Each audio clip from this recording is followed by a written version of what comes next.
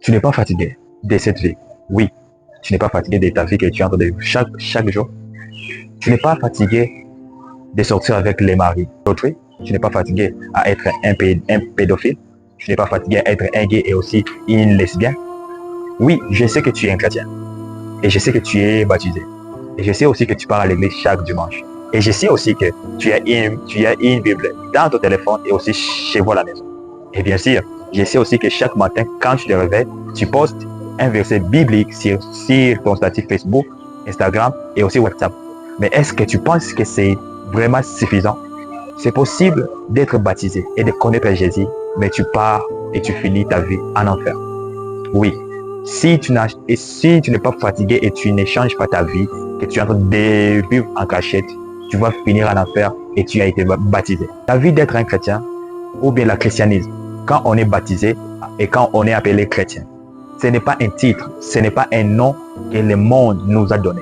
Mais être chrétien, c'est une toute vie, c'est un style de vie. Quand tu es baptisé et appelé chrétien, tu laisses ta vie ancienne et tu trouves une nouvelle vie en Jésus-Christ. Et cette vie, ce n'est pas une vie périodique, ce n'est pas une vie que tu dois avoir des horaires à se comporter comme un chrétien. Mais c'est une vie que tu dois adapter durant toute ta vie, durant ton séjour ici sur la terre.